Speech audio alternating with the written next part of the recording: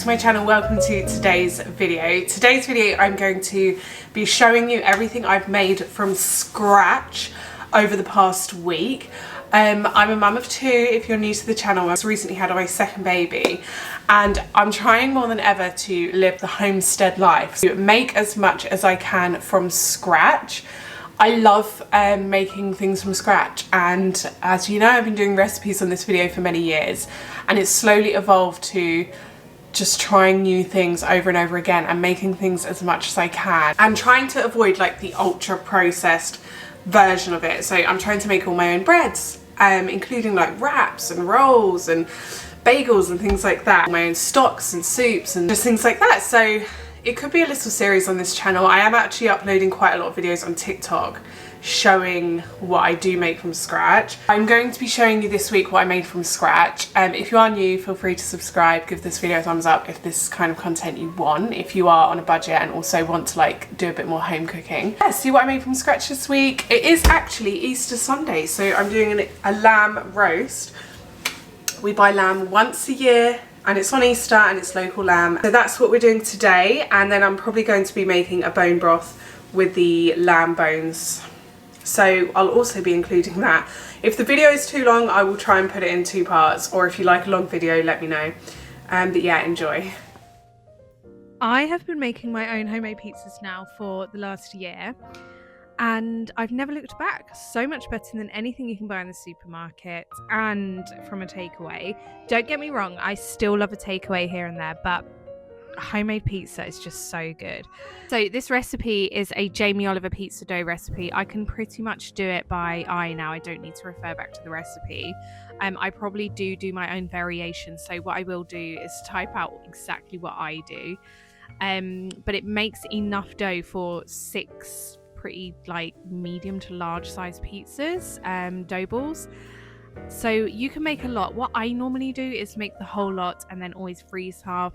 One of my biggest tips is to always make double of a recipe, and if it goes well in the freezer, freeze half of it, because make your life easier. Just always have stuff in the freezer. Saves on shopping and last minute spends. But I start making the dough, which obviously I'll leave down below. The pizza sauce you have to start making by yourself. It is so easy. You want to get a tin of plum tomatoes, pop that in a saucepan with some salt, a little bit of sugar, a little bit of balsamic vinegar, and some mixed herbs and lots of pepper. And on a low and slow heat, you're going to reduce it until it's really thick, and just keep stirring so all the lumps are out. Also, you can add a little bit of tomato puree into the pizza sauce as well, but the trick is to reduce it low and slow. That's always the best way to do it. So whilst that's on, I'm also frying up some buttery garlic mushrooms, low and slow as well. Okay, so I'm rolling out my dough and I'm measuring the dough balls just to make sure they're all even, and I'm making 3 even pizzas. Lawrence and I pretty much finished our pizzas on that night, and there's always some left over for Oren for the next day.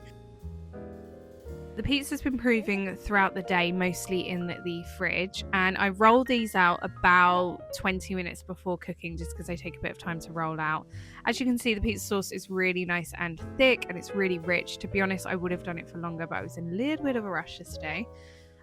So with Oren's, I just do a mozzarella pizza. That's what he likes, so that's what I make him.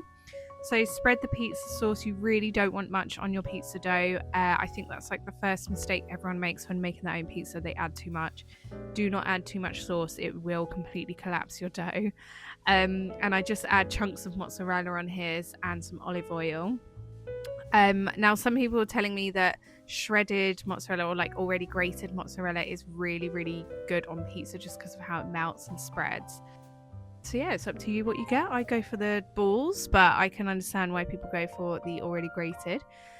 And with my pizza, I always just put on whatever's in the fridge. So this week in the fridge we had some chili olives. Obviously I always have frozen sweet corn in the freezer. I put some red onion on there. I put some pepperoni on there. Another great thing to put on your pizza is capers. Oh my gosh, capers are so underrated on a pizza. Highly recommend. And obviously I put olive oil, mozzarella and black pepper on top. And I did actually have only half of my pizza that night, and I had the rest the next day for my lunch. So a great next day type thing. Here's Orions, look at that. Yeah, one of those things that is really well worth making from scratch. It seems like a long, very labor intensive dinner to make, especially when you first start making pizzas, but once you've got the hang of it, it's actually no longer than just a normal average pasta dish that you would make in the week. It's really not that much of a big deal. So I highly recommend starting to make your own pizza. You really will not regret it. The taste is sublime.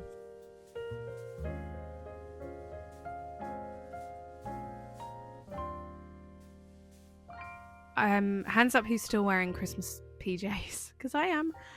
So this morning I started nice and early. I'm making 2 loaves of bread, one for the freezer and one for sandwich breads for that week.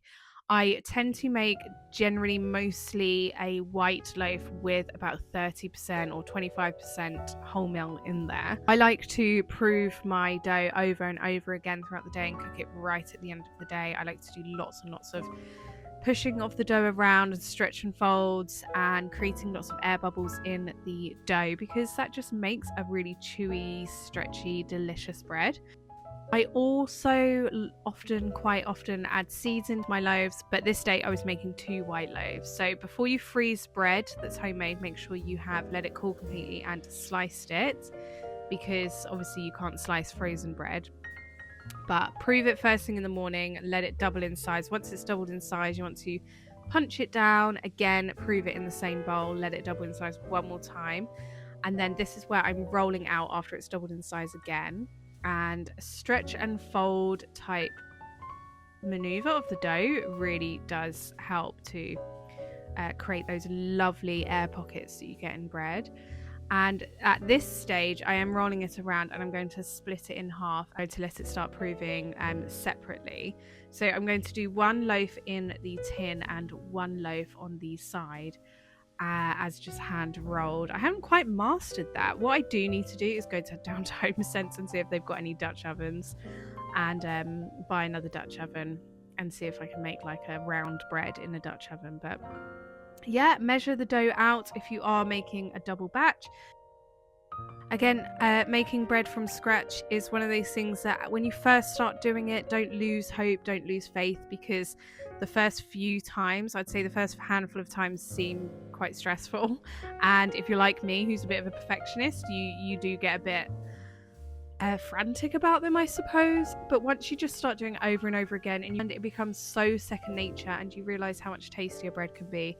And also, bread doesn't have to make you feel a bit groggy. I always found that growing up, because I'm such a bread eater, that bread just made me feel not great until I started making my own or eating sourdough. Yeah, there's my loaves. 1 will be sliced and in the freezer, and 1 will be eaten now. This night we're going to be having chicken kebab wraps, and I'm making my own wraps. Your own wraps or flatbreads are absolutely worth every bit of energy ever. I've left the recipe down below for you. I do actually add flaxseed into my recipe. You can make these about an hour before you serve dinner. They don't need any proving or rising or anything, and they just taste 10 out of 10, especially compared to anything you can buy in the supermarket. I don't know about you, but I'm such a wrap person. My family are as well. We love a wrap. Like, if it can go in a wrap, we're going to put it in a wrap. So yeah, the fact that I can make my own now and they just taste like those sort of flatbreads that you get on holiday in like Mediterranean countries, yes please. So I've left the recipe below. What I will say is, unless you've got a really large flat cast iron pan, make them smaller, because I do try to make really big wraps and every time I regret it because they just don't cook evenly around the whole wrap. What I need is one of those large rectangle griddles, and then I can cook them even more evenly. But just make the wraps slightly smaller than the pan you're frying them in. What I would do is, if you're pan frying them, honestly invest in a cast iron pan, because they are worth their weight in gold. They really are truly brilliant to cook with, and they make really, really good flatbreads. They give you that nice like char grilled flavor. One day we're going to build a pizza oven in the freezer in the garden, and we will cook our flatbreads in there, and they'll have like a nice smoky flavor. So this day I was actually making some breakfast burrito wraps from scratch, just because they're so great to put in your freezer and have just to grab out, especially if you've got a toddler who's always after like 7 different breakfasts. It's just been Easter holidays in the UK, so I have been serving him many breakfasts, and these breakfast wraps really came in handy. So you want to cook all components of your breakfast wrap. What I tried to do was like a tray bake with the eggs and the bacon and the mushrooms this time round. So what I did was pre-cook my bacon, pre-cook my mushrooms, just because they won't go into the oven long enough to cook with the eggs, and pre-cooking them even a little bit does make all the difference. And put them in a glass tray, and I'm going to bake this in the oven for a while. So this was eggs, seasoning with mushrooms, bacon. You can actually crumble hash browns in here as well, already cooked hash browns, and maybe already cooked sausages. The world is your oyster with these. They're just so easy. And then cut them up into equal pieces, rectangle shaped, and pop them in your wraps. I did also put a slice of Edam cheese in there, and yeah, it just works really well. When you want to eat these, you can just pop them in the air fryer for around 15 minutes and they'll be cooked, and they're lovely. Making chips from scratch from home was actually the beginning, almost the beginning, of how I could literally make anything from home. I started getting really interested in how I can make more foods at home rather than buying them from the supermarket, because I realised how much tastier chips are when you home make them. So first things first, you want to get yourself a good chip cutter. I've linked the one I use below. It's probably the most affordable one that you can find on Amazon. The rest are quite expensive, I'm not gonna lie. And I'm making just homemade chicken kebab wraps this evening. So I've got some shawarma seasoning in the cupboard, which I'm going to marinate my chicken with. As you can see, I'm putting some marinated chicken straight in the freezer, and we can have this another night as well. And I'm serving it with just salad I have left over in the fridge, which was some beetroot, some rockets, and I think there was a bit of lettuce in there. After cooking the chicken and the chips, so with the chips, you want to pre-cook them all, and you want to parboil them in salty water with a bit of vinegar. I always do it with apple cider vinegar. It gives them a really nice bite when they're finished. And then I air fry them until they're all golden brown, crispy on the outside and soft on the inside. It doesn't take too long. I do keep shaking them when I'm air frying them just to get them evenly cooked. And yeah, they make such good fries. It's unbelievable. A bit of vinegar, a bit of salt, and they're just perfect to go. And yeah, I'm putting some of them into my kebab wraps I'm cooking, and they were so delicious. Next thing I love to make from scratch from home is homemade sausage rolls. Obviously the sausages are pre-bought from a supermarket, so it's not something that I have mastered making myself yet, but we like a sausage roll every now and then. And you know what, they're just so fantastic to have in the freezer because they cook in the air fryer so well. So first things first, you want to remove sausages from the casing. You don't have to, but I personally do. And what you can do at this stage as well is put tiny chopped up mushrooms in there. You can put grated carrots or grated courgettes in here at this point, just to make them a bit more fibrous and better for you and better for your kids. I just made some plain ones this day because I really was in a rush, but get yourself some pre-made puff pastry from the shops and lay out your sausage, roll it over, and you're going to cut it in the sausage roll shapes, and then you're going to freeze them. In terms of freezing your sausage rolls, what I would say is freeze them on a flat tray so they're not touching first. Then once they're completely frozen, so the next day come back and pop them all into a freezer bag so they're nice and airtight, and you can keep them in the bag and cook them as and when you desire. These are fantastic for lunch boxes, but also for breakfast in the morning. You can also get creative with the sauces. You can put some apple sauce in there, some cranberry sauces at Christmas, and yeah, whatever you enjoy really. Okay, next thing I'm making from scratch is Jane's Patisserie vanilla cheesecake, but I did squeeze a bit of lemon in this. This froze beautifully. If you ever want to freeze a cheesecake, then this is your sign. It works very, very well. And I actually served this cheesecake on Easter Sunday, so it was a great, after Easter lunch treat. It was so yummy. And what I did to make it a bit more Easter-like is I sprinkled lots of mini eggs on top. And it really was a fantastic pudding to have. So this was great. What I will say, I don't know if my tin just wasn't wide enough, but it made a huge amount. So I actually separated some of it and made 3 smaller ramekins, which we had throughout the week. And then obviously kept the large one in the freezer, which we had on Easter Sunday. It's handy if you have a stand mixer. I know that Aldi and Lidl have been selling them recently. I really do recommend them. They are so fantastic, especially if you are into your making things from scratch or cooking things at home. But yeah, this was delicious. It's so expensive to make a cheesecake. I did not realize it until this day. This is the first cheesecake I've ever made, and my goodness, it's expensive because you have to buy everything from scratch. But you know what? It was so worth it. I can't even tell you how rich and luxurious and delicious this cheesecake was. We so enjoyed it. Even Oren did, my 3-year-old. So yeah, it was definitely a winner. Also, because it's such a large cheesecake and just so thick, get it out first thing in the morning just to defrost slowly over the day. Obviously when it's like middle of summer, you might want to defrost it inside a fridge, but yeah, it took a long time to defrost. It was literally frozen solid, but once it finally did, it was amazing and so enjoyable.